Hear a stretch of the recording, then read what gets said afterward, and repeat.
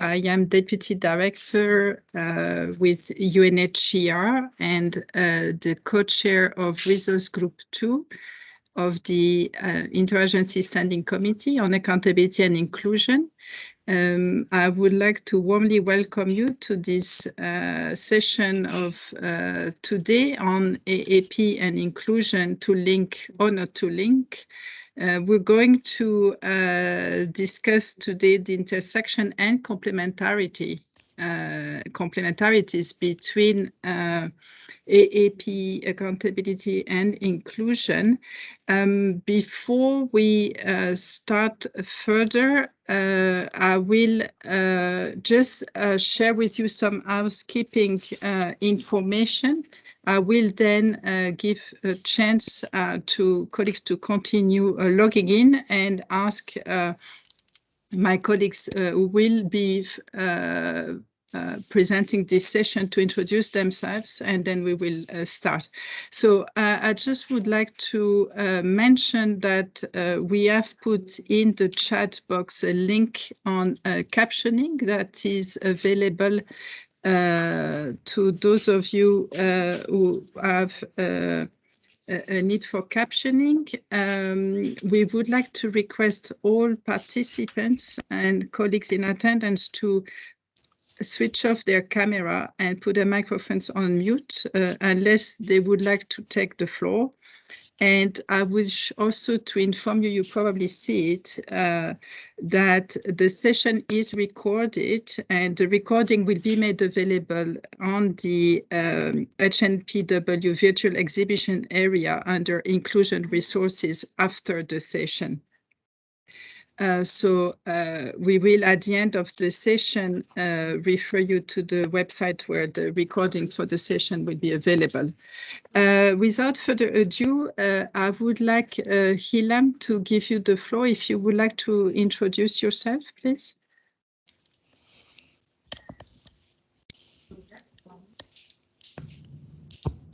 Thank you very much. Good morning, good afternoon, everyone. My name is Elham Yusufian. I am working for the International Disability Alliance as the Inclusive Humanitarian Action and Disaster Risk Reduction Advisor. I'm happy to be here with you, and we'll take the floor later on to discuss a little bit more about the linkages between inclusion and accountability to affected populations. Thank you very much. Thank you, Hilam. Kirsten? Thanks, Bernadette, and good afternoon and good morning, everybody. My name is Kirsten Lang. I'm working with UNICEF as Program Specialist on Disability Inclusive Humanitarian Action, and I'm also co-chair of the reference group on inclusion of persons with disabilities. So happy to be here today and looking forward to the session. Thank you. Welcome, Kirsten. Tanya?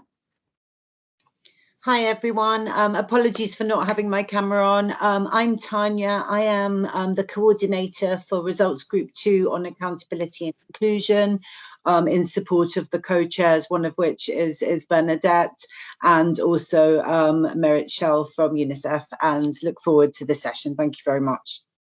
Thank you, Tanya. And finally, Isabel. You are on mute, Isabel. Sorry, thank you, Bernadette. Yes, good morning, good afternoon, good evening, all. I'm Isabelle de Musa. I'm with the ISC Secretariat supporting RG2 on accountability and inclusion, and I'm also OCHA's focal point on disability inclusion. Thank you. Happy to be here. Thank you, Isabel, and thank you to OCHA for their support also in organizing this session.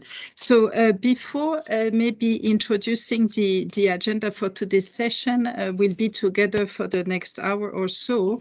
I wanted to maybe offer a couple of introductory remarks and just, of course, recalling that there continues to be a lot of work and attention on accountability to affected people.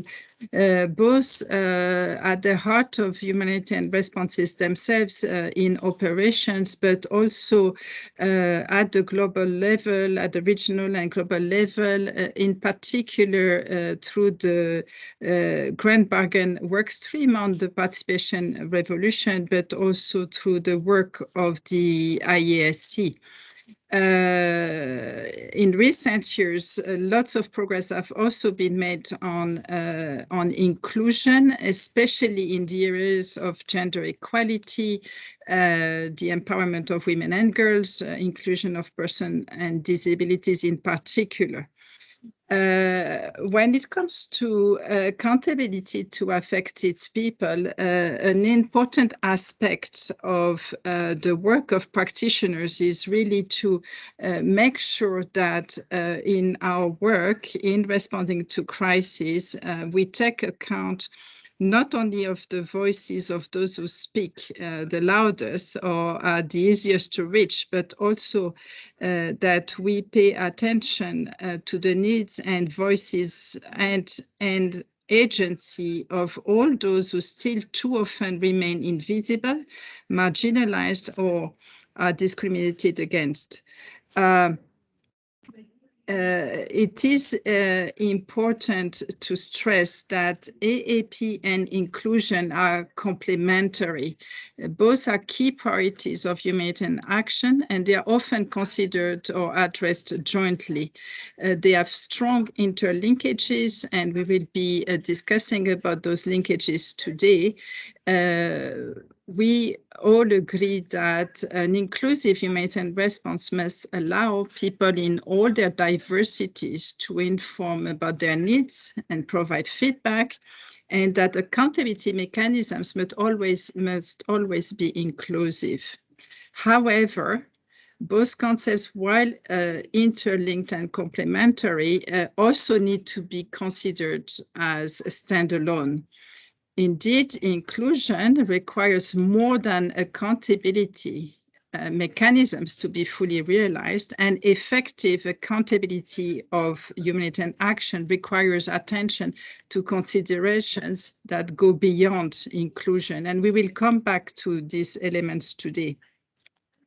The reference group on disability inclusion that's represented today by Helam and Kirsten has done a lot over the past 2 years to push forward the momentum on disability inclusion. Today, our focus on inclusion and accountability will look at these issues from the angle of disability inclusion, but the outcomes of the session, we would hope, will serve as food for all other diversities, be they related to age, to gender, or sexual orientation, among others. What we hope to achieve together with you today is to get some answers to questions that we hear regularly. When should we link accountability and inclusion? When should they be dealt with separately? That's essentially what we will be discussing. Today, we will have several sessions. First, a rapid quiz through Mentimeter that will start just after this introduction. We'll then have examples of inclusive programs and of inclusion as a twin track approach presented by Helam that will be followed by discussions with you. Tanya will then offer some reflections on tools that are being developed to achieve collective and inclusive AAP. And finally, we will have closing remarks. So without further ado, I would like to give you the floor, Isabelle, so we can maybe start with the interactive part of the session and your questions in Mentimeter. Thank you. Yes, thank you, Bernadette, and hello again, colleagues. Yes, I would like to invite you to do a short survey through Mentimeter. And before I put up the slide with the first question, I would like to explain very shortly how this works for those who are not so familiar with this feature. It's also for the issue of accessibility. So it will be a very short survey. There will be 2 questions only. You will need your mobile phone, so please have it ready by hand and open the website on which you will be able to vote. You can also do this on your laptop, but I would recommend, if possible, that you use another browser than the one that you're using for this meeting. Once you will have opened the website, you will have to enter a code to access the survey and the vote. The survey will appear in the form of a question with several possible answers. On your phone, you will see several lines, and in front of each line on the left side of your screen, there is a box on which you will have to tick, but only in case you want to give a positive answer to the question. Of course, it's all anonymous, so don't be afraid to vote and to say what you think. The results of the vote will appear on the screen. And let me now share my screen. Whoops. So if you could remind us, Isabel, of the website. Yes, it comes. So you should be seeing here my screen. The website is menti.com and the code is 232191.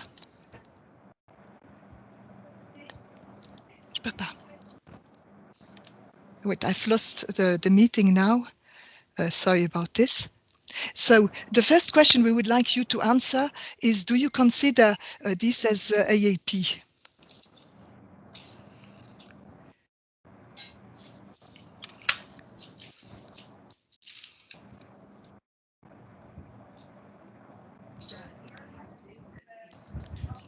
Yes, that's very good. So I hope everyone can see it.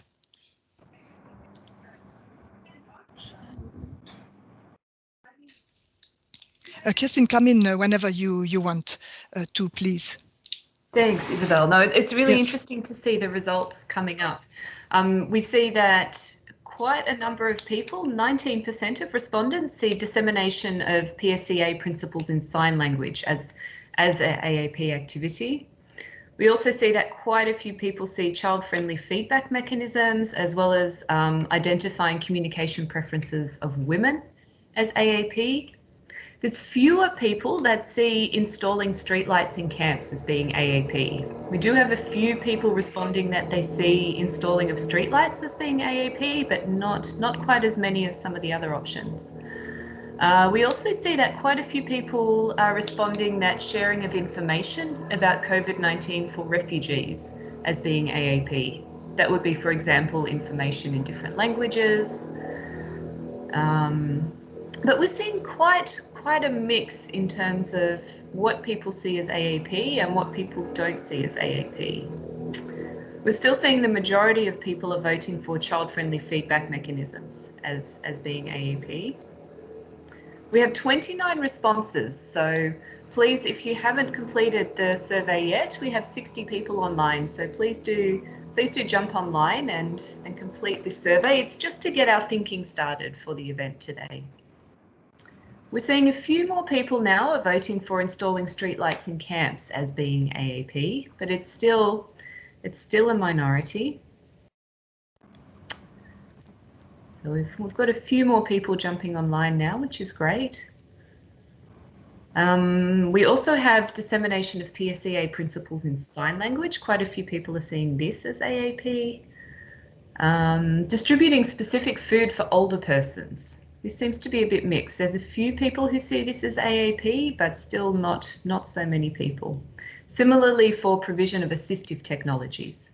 So for those who are not familiar with this language of assistive technologies, what we're talking about there is things like wheelchairs, hearing aids, eyeglasses, the types of devices that persons with disabilities or older persons might need. We're still seeing child-friendly feedback mechanisms as being one of the top responses for what you consider as being AAP. Now, the reason that we're having this quick Mentimeter is really just to get all of us to start thinking together about what do we really mean when we say AAP? What kinds of activities are we talking about? And then throughout the rest of the session today, we're going to be talking about what is AAP, what is inclusion, where are the intersections, but where, as Bernadette was explaining, do we need to consider these things separately? So we now have 38 people responding, which is great. Isabel, I think probably we can move on to the next question. What do you think? Yes, that's what I was going to propose. So it's exactly the same question, but now we would like to know whether you consider all this works as inclusion. So please vote again.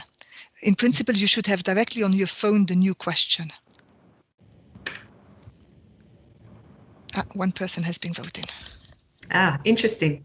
And this anonymous person has considered everything as being inclusion, which is really interesting. I think that's an interesting point that we can come back to in just a moment. Mm-hmm. So we have a few more people voting now, and it looks like most people are considering all of these activities to be inclusion. So we have child-friendly feedback mechanisms, identify communication preferences of women, construction of accessible facilities, all the same activities as before. Now, the difference that we see with the previous slide, in the previous slide on what we consider to be AAP, there was much more of a mix in terms of some activities, very few people considered that to be AAP. Other people, for other activities, most people considered that to be AAP. With inclusion, we're seeing more similarity between the responses. Most people who are responding seem to be considering all of these activities to be inclusion. The only one that is probably slightly less in terms of agreement between all the respondents is installing streetlights in camps. So it looks like not everybody agrees that this particular activity is inclusion. So that might be interesting to reflect on. Similarly, for sharing information about COVID-19 for refugees, there's less agreement between respondents that this is inclusion. Now we have 39 respondents, which is a similar number to the last Mentimeter, Isabel. So I wonder if... yes, we have 41. One last person is voting, I think. Right. Yes. So I think this is a really interesting conclusion looking at the two responses, that there seems to be a lot more agreement on what is inclusion, whereas which of the activities are AAP. Fewer people see all of these activities as AAP, whereas fairly consistently most people see all of these activities as inclusion. So it might be interesting to reflect on this a little bit, and maybe we can come back to this when we get into the Q&A and after we've heard also the presentation from Elham around what is inclusion. And we can reflect a little bit on these activities like installing streetlights in camps and sharing information about COVID-19 for refugees. To what extent we would consider this to be inclusion or AAP, and why. I'm not sure if Isabel, Tanya, Elham or Bernadette would like to come in with any reflections before I hand back to Bernadette. Yes, if I can say, I find these results very interesting. I will put them, I've taken screenshots of the results. I will see if I can, I will try to display them together for the Q&A session. Otherwise, you'll find them in I'll set them up in the HNPW virtual exhibition area so that people who voted can refer to their results whenever they want to. So over from me. Super. Thanks, Isabel. In that case, I will hand back to Bernadette. Thank you very much, Kirsten and Isabel. Thank you very much. Elham, if you would like, then maybe we could go to you and ask for you to introduce us to what is inclusion. Thank you very much, Bernadette. And thank you so much to Isabel and Kirsten for this interesting introduction, which actually already poses the question of what is inclusion and what is the connection between inclusion and accountability to affected population. I think all of us agree that inclusion is a core overarching principle of humanitarian programming and humanitarian action. And what do we mean by inclusion is taking all measures and considerations to make sure that people, despite their different characters, can benefit from a certain activity, certain program, service, or group. So, for example, when we talk about different sectors, it is important to see in terms of when policy making, programming, implementing, monitoring, and evaluating a certain program, a certain action at humanitarian context, to make sure that everybody can equally benefit from, and nobody is excluded, regardless of their sex, gender identity, disability, race, age, national background, socioeconomic background, and any other differences that all of us have. So that's inclusion. As you can see there, I can't imagine any single action at programming, implementation, monitoring, and evaluation that can claim that we don't need inclusion. Inclusion is needed everywhere. This is the key principle to make sure that we are really reaching out to people that we are planning to reach out to them. So, for example, we have different sectors that need to be inclusive. We talk about WASH services. We talk about education. So, for example, for WASH services, we need to, when doing the procurement, when doing the programming, policy making, when putting in place the WASH services, and when monitoring and evaluating how WASH services work, we need to make sure that everybody can access them, can benefit from them. So, for example, can women equally use this WASH services? What we should do, for example, in terms of making sure that women with different religious considerations, with different disabilities, from different races, with different sexual orientations, can use these WASH services that we are putting in place. So this is an example of sector that we can imagine needs to be inclusive. Or, for example, in education, what we are hoping to achieve by inclusive education is that all students, regardless of their disability, different capabilities, races, religions, and other things like ethnic minorities, can participate in the same education system and can learn together and from each other. So these are examples of inclusion at sector level. From that meaning, accountability to affected population must also be inclusive. And that's exactly what we need to do in terms of the example that colleagues chose in terms of child-friendly complaint mechanisms is an example of inclusive accountability mechanism. What to do to make sure that the accountability mechanism that we put in place is inclusive of children, inclusive of people with disabilities.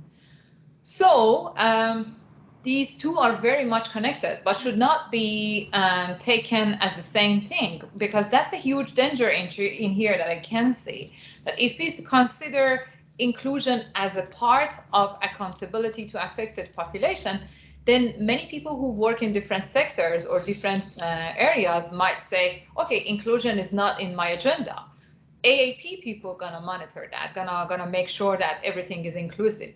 However, what we are advocating and our other colleagues in different groups are advocating is that inclusion is the responsibility and priority of everyone. So, of course, AAP is an important mechanism to ensure inclusion. So for example, to make sure that the policies, programs are inclusive, we use accountability mechanisms to make sure that people have the information about the inclusion, and also we get feedback about how inclusive the program is. So of course, AAP is an important mechanism and means to achieve inclusion, and inclusion is an important feature of any real successful AAP. So we cannot claim that we are accountable to affected population if those mechanisms that we put in place are not inclusive. So again, that example of disability-friendly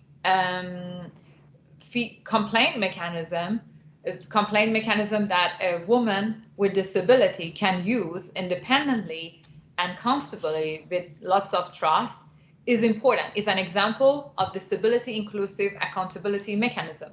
But inclusion, as I mentioned, is wider than that. So for example, again, going back to the concept of different sectors, we can see that in order to, for example, making sure that a woman with disability can use the cash distribution system, we need to make sure that barriers such as legal capacity of a woman who can access that is not in place.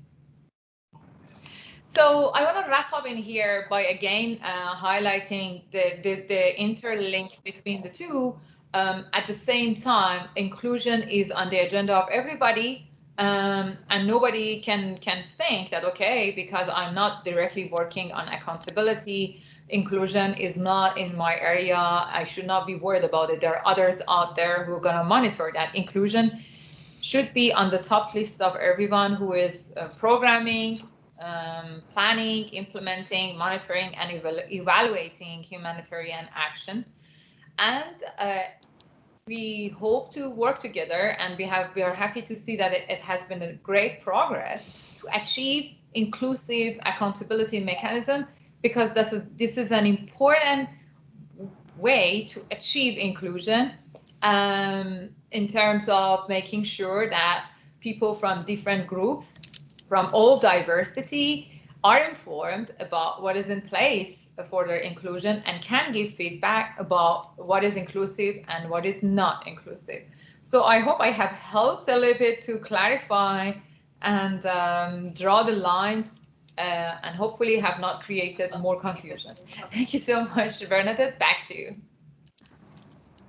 Thank you, Helen. You were very, very clear as usual. Thank you very much. It was very useful. And with your presentation, I'd like to now pass on the floor to Kirsten and Isabel so that we can facilitate a discussion with colleagues who are on the call today. Kirsten, over to you.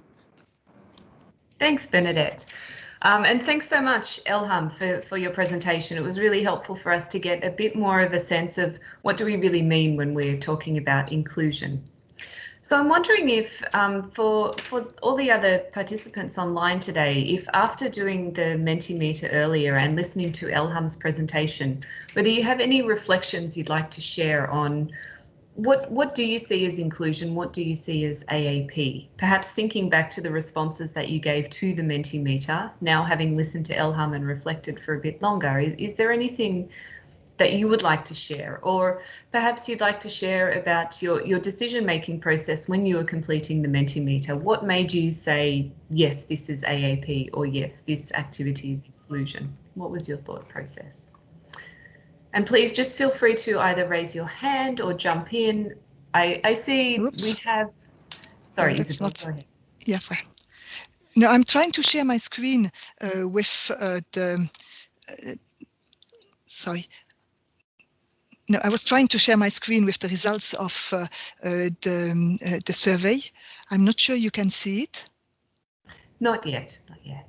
No, but we do have, while you're working on that, Isabel, we do have a really good comment here from Ari Anata, that inclusion means two important words, access and participation, and that access and participation are the backbone of accountability to affected populations. So Anang, if you'd like to come in and speak a little bit more to that, please do feel free. No, we also have a comment here from Joanna that inclusion is about ensuring equal and equitable participation. And AAP is a process to ensure we're transparent, responsible, and answerable for what we do. Absolutely.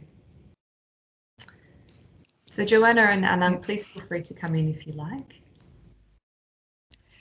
Yeah, I checked the chat. There are no other comments for the moment. So it might be interesting to hear, I think there were a few people who said that, sorry, I'm just looking closely at your screen, Isabel, because it's a little bit small, including street lighting, that's right, including street lighting in camps. There were very few people who considered this to be AAP. A few more people considered it to be inclusion. I'm wondering if anybody would like to share why you did or why you did not consider this particular activity to be AAP or inclusion. So the street lighting in camps. It was a particularly interesting result. So we have from Kathy. It's critical for women, especially deaf women. So that's a really interesting point from Kathy, that the street lighting in camps is critical in terms of safety, in terms of moving their way around the camp for women and especially deaf women. So yeah, thank you for that, Kathy. In that case, I'm assuming that you said yes, both to AAP and inclusion. Yes, great. In principle, people can unmute if they wish to speak, so don't hesitate to take the floor, colleagues. Kirsten, this is Elham. Just wanted to add in terms of the street lights that for deaf women, also in terms of communication, it is important because they use the sign language. So we had heard from colleagues, from people in camps that, for example, when it's dark, the communication actually is stopped because they need to see each other to be able to read lips and sign. Yeah, absolutely. No, really important point, Elham. And we also have a point here from Gemma in the chat box that putting street lighting is good programming.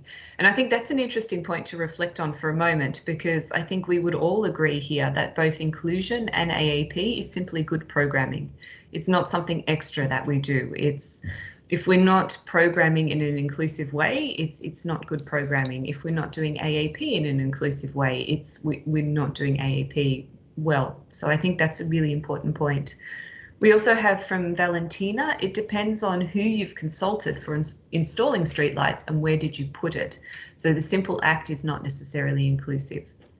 And I think that's also a really interesting point. And a similar point could potentially be made for wash facilities. If wash facilities are simply constructed without any consultation, then we can't really consider that to be an inclusive activity.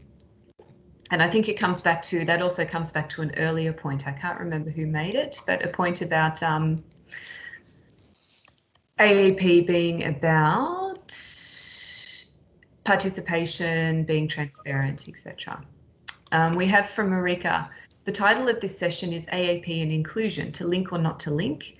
And Marika is wondering whether there might be a scenario where both are not to link. As far as Elham's presentation, inclusion exceeds AAP, or even putting it in other words, AAP needs to be inclusive, but inclusion is more than inclusive AAP.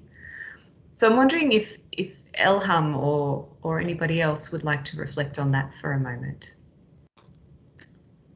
In the meantime, I'll read the next comment, or unless you're ready to come in, Elham. Can I come in, perhaps, Isabel speaking? Yes, we have had over the week now a number of sessions about inclusion in the HNPW, and all these sessions were very interesting. And I remember from one where it was said, to answer to the question of Mareike, that there is, so it was a session about assistive technology, and the point that was made is that there are more and more entities, organizations who are mainstreaming inclusion in their main programs, but then they do not take enough into account the fact that there might also be specific needs to fulfill. And that's where I would say that it's where this goes much beyond AAP, also that we need to take into account also specific needs of the various diverse groups. Over for me. Thanks, Isabel. That's a really good point. Thank you. Yeah, and from my side, in terms of the twin track approach, I can just add that, of course, mainstreaming is important, and designing programming from the scratch in a way that everybody can use or benefit from a certain program is one layer, but it's not enough, especially because historically we have been excluding many people. As long as you're not part of the mainstream, you're going to be excluded this or the other way. So we do need another layer of extra measures to meet requirements of different groups. So mainstreaming does not mean that we do not need specific measures, and specific measures does not mean that we do not need mainstreaming. We need both of them at the same time, moving ahead together to make sure that every single person, no matter of their diversity, can benefit from that program. And then, of course, with AAP, we can see how successful we have been in this regard.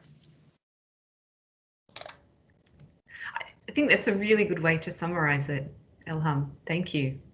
We also have, perhaps just as the final reflection, we have a good comment here from Joanna saying that upon reflecting now, the street lighting could also be an AAP activity. So Joanna had initially not included this as an AAP because she saw it as a regular activity as part of programming, but it depends on why they were being installed.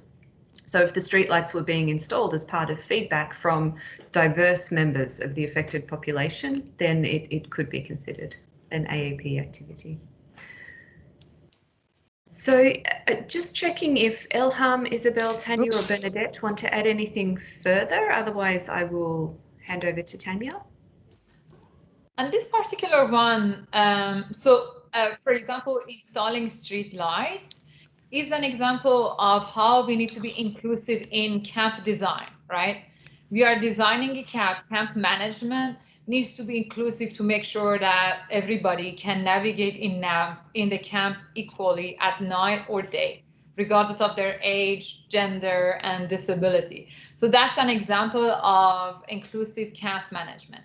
And then if we are doing a monitoring in the camp to see, okay, we want to make sure how everybody feels about this camp, including a question for women that, are you as a woman comfortable navigating in camp at night? And if yes, why? And if not, why not? And then they can specify that, no, I'm not comfortable because it's dark. Then this is an example of inclusive AAP mechanism. And of course, based on the outcome of such mechanism, they can go back to the camp management people and say, hey, look, your camp is not inclusive because people, women or deaf women cannot use it at night, are not comfortable navigating around. So I hope that helps. Absolutely. Thanks a lot, Elham. Thanks a lot. And I think oh, sorry, Isabel, go ahead. Yeah, sorry, no, I was just thinking, possibly aloud. No, I was just thinking that it's not because we put street light in a camp and then ask people about how they feel about it, that we should forget that more may be required. For example, such also putting ramps or so that wheelchairs, for example, can move more easily. So we should not remain just at one thing, but also try to be more holistic in the approach to take into account various problems and issues that may arise. Over for me.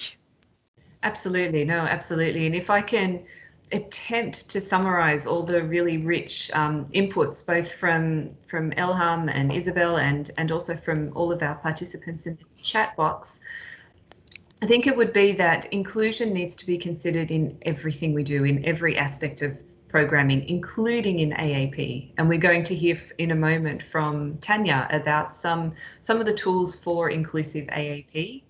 And also that AAP is a really important tool for us to understand how inclusive we are being and to understand what we need to do in order to improve inclusion. Hard task to summarize everything that's been covered in that chat, but I'm going to hand over to Tanya to take us through tools for inclusive AAP. Over to you, Tanya. Thank you very much, Kirsten. Thank you very much, colleagues. And I have to say, I found that very useful to see the feedback on the Mentimeter and with fear of repeating what my colleagues have said, the key takeaways for me very much were that inclusion has to be more than inclusive AAP. And AAP cannot be AAP unless it is inclusive. So certainly those are key messages I've taken away from that, and that's extremely helpful. My job today is really to give you a few examples of that inclusive AAP we've been talking about. And actually someone's just put one up in the chat, which is great. The core humanitarian standard, I think, is one really good example of our attempts in the humanitarian sector to look at the organizational level and how we as organizations meet that standard in terms of how accountable we are to all people. And I think, again, back to this, AAP has to be inclusive. When we talk about AAP, we need to always have that all people in mind. All people, whether they're women, men, children, older persons, persons with disabilities, persons with diverse, any other diversities, basically. I don't need to go into the full list.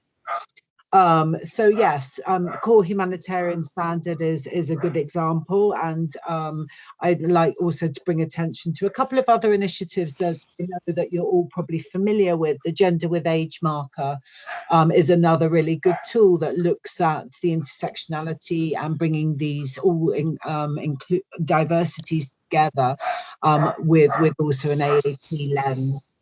Also, there's great work out there, which I'm sure you're aware of, Ground Truth Solutions, who leads perception surveys and attempts where possible to disaggregate their findings by sex, age and disability, in the same way that REACH and other data collection initiatives and organisations collect data from people, whether it's through multi-sector needs assessments, focus group discussions, etc., and try and disaggregate data where needed.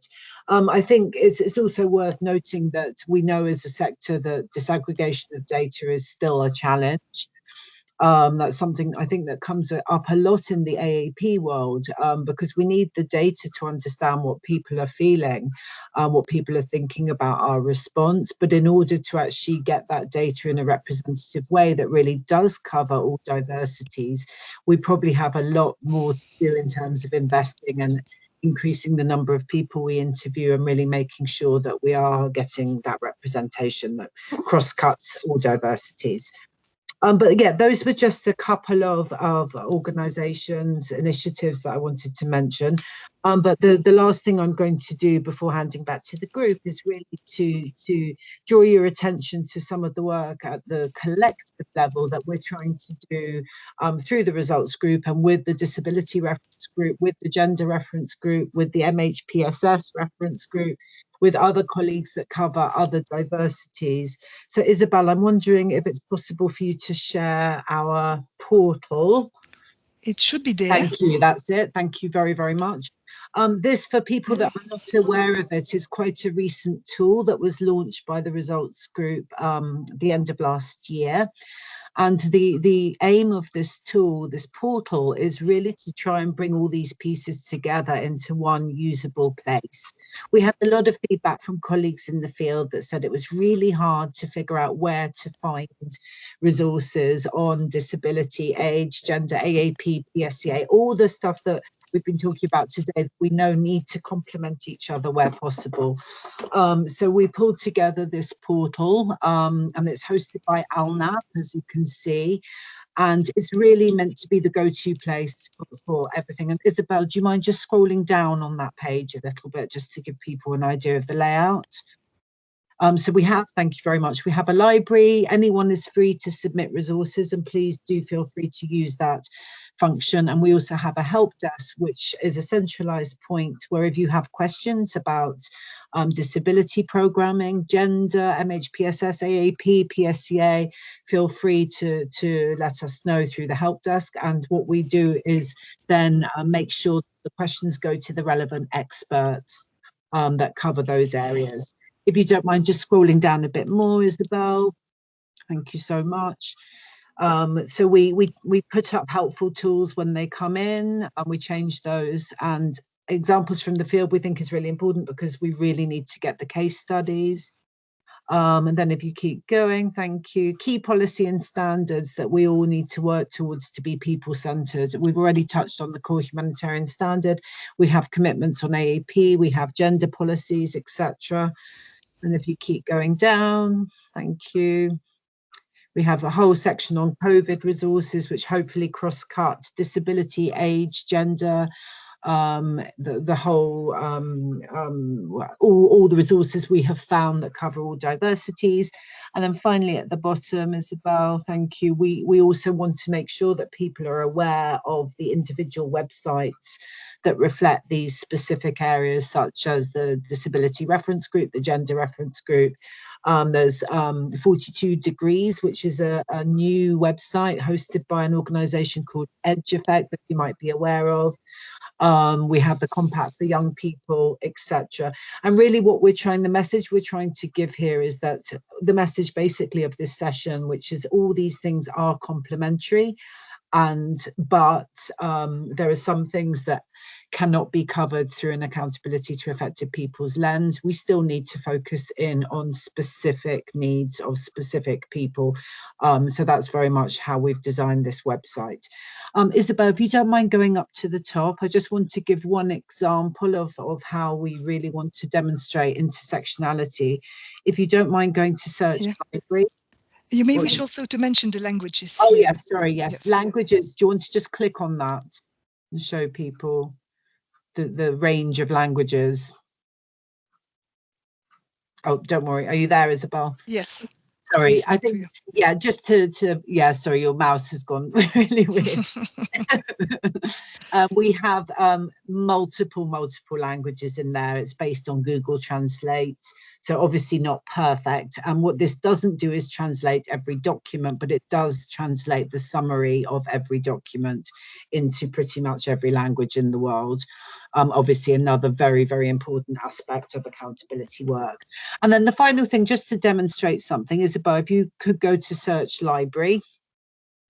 Search. Down in the middle. Yes, 1 second.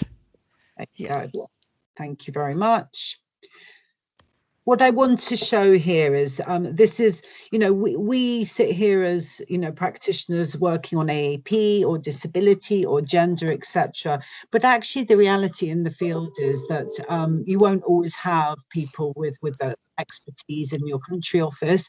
What you will have is generalists who really are trying to design a needs assessment or trying to write a policy for their organisation, etc. So what we want to do with this portal is really enable those generalists to really, if you're sitting down and designing a policy, how do you make sure that your policy covers AAP, PSCA, gender, disability, MHPSS, all the diversities, is inclusive and accountable as possible? Isabel, if you don't mind just typing in the word policy. This is a good example. Thank you very much. And then press search. And then scroll down. So imagine you're sitting in the field trying to write a policy. What we should get, if the little red thing. It's a bit slow. Yeah, thank you. If you scroll down. So what you'll see here is that we have all the resources that we're aware of, which cover all the diversities we've talked about. So here we have safeguarding children and young people, plans policy. We have UNHCR's policy on AGD. We have COVID policies. We have gender. We've got disability. And the idea behind this is very much that to bring everything together in one place, to make it easier for those people on the ground, not to have to go into the disability website, then the gender website, then the, you know, AAP resources, etc. But hopefully this will help people design things in a much more inclusive and accountable way. And on that note, I think I have a question in the chat, Tanya. There is Alexandra who asks whether we do consider indigenous people within all the areas that you mentioned. We absolutely should do, yes. Our challenge might be resources. So if anyone has any resources, maybe you can try, Isabel, let's test it. Yes, just to say that we had also a session with indigenous people here on the HNPW. It was the first time, to my knowledge, that indigenous people come to the HNPW and do a session of their own. So we hope that this is also a good starting point. Indigenous. I hope it's correct, like I type it. Let's see, this is a very good test for us. Still a bit slow. You'll need to scroll down now. Yes. Right. Let's see what we have. Oh, we have 41 resources. There you go. Yeah. Not all of them will be specifically about Indigenous people, but there will be, there are some there that look like they would be very useful. So that was a good test. Thank you.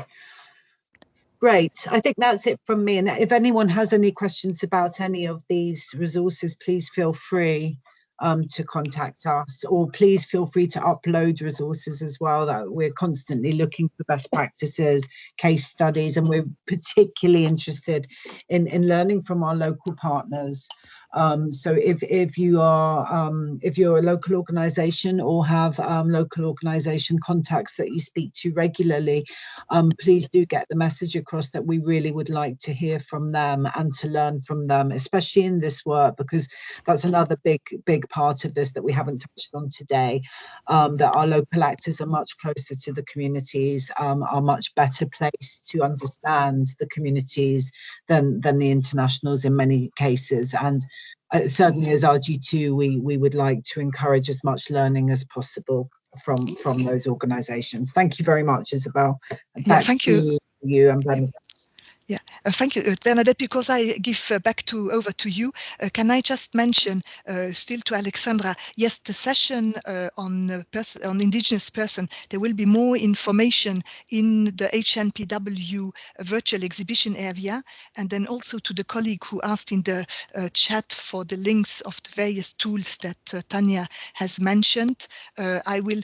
Someone already. Thank you to the colleagues who shared the address of the global portal. The other addresses I will also put in the HNPW virtual exhibition area. So please pay a visit. There are plenty of interesting resources there, which I hope you will enjoy. Back over to Bernadette. Thank you, Isabel, Tanya, Hilam, and Kirsten. Maybe Isabel, if you could put also the link in the chat to the HNPW virtual exhibition area, if possible, just to make sure we are all covered. Because there were quite a number of questions and requests to have access to the resources that are now readily available, in particular to the portal that Tanya presented.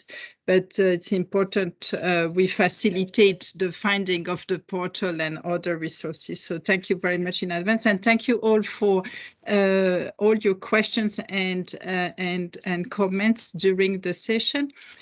A lot was said on inclusion and AAP, to link or not to link, maybe what I would like to go back to is a few comments I took note of during the interaction. So I think based on what was said and your comments, we all agree that inclusion and AAP intersect, as we have said, but that they should always also be considered to be addressed separately. They interlinked, but they are also complementarity and cannot replace each other.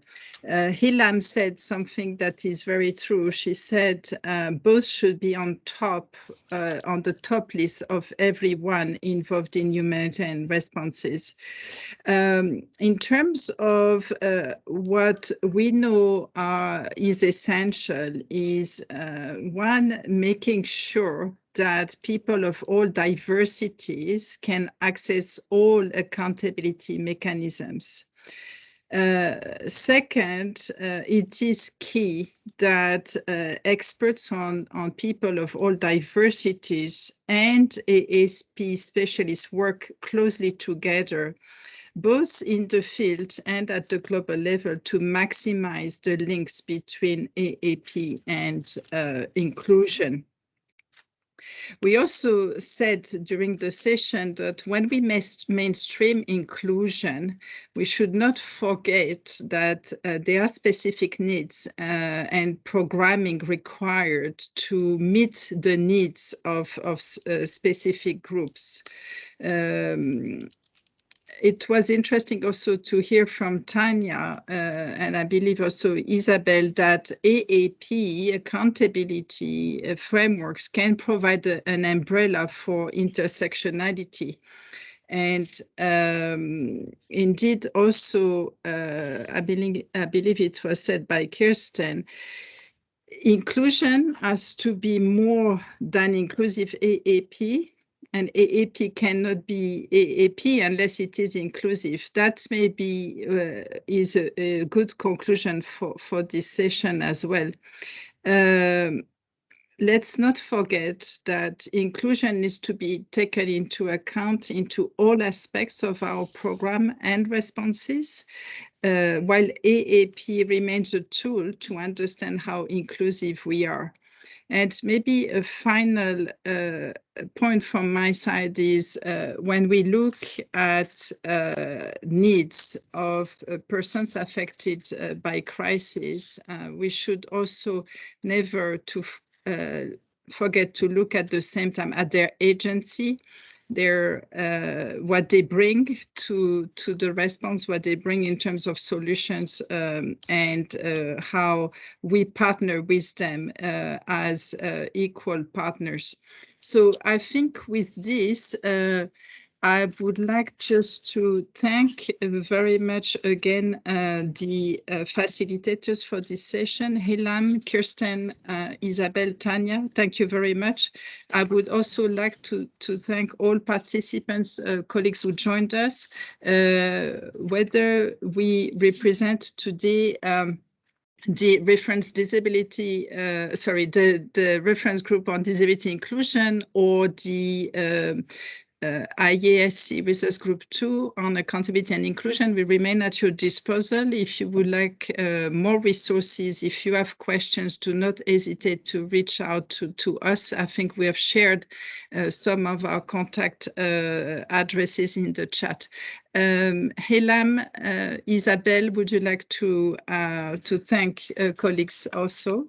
Otherwise, we are ready to close. Thank you very much from my side. It was a pleasure to be here, and looking forward to continuing this conversation and inclusive accountability and inclusion everywhere. Thank you. Thank you very much. Isabel, you're on mute. Yes, sorry, I'm trying to unmute, but my system is very... Sorry, my system is very, very slow. Yeah, you're still on mute. Can you hear me? Yes. Ah, yeah, sorry, my system is very, very slow today. I have some technical problems with the bandwidth, I'm afraid. Yes, I wanted also to thank you, Bernadette, and colleagues for your being here in that meeting, and colleagues for participating.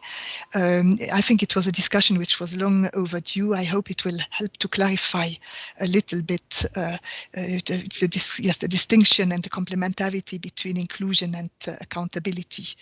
I've put up the final slide with the link to Tanya, for the email address of Tanya, also the link to the global portal, and then also to reiterate once more that all the resources from this session, as well as of all the other inclusion sessions of the HNPW, are available on the virtual exhibition area. Thank you very much from my side. And let me hope that the next time we meet will be in person as much as possible. Thank you all very much. Thank you. Thank Bye-bye. you. Bye. Bye. Bye.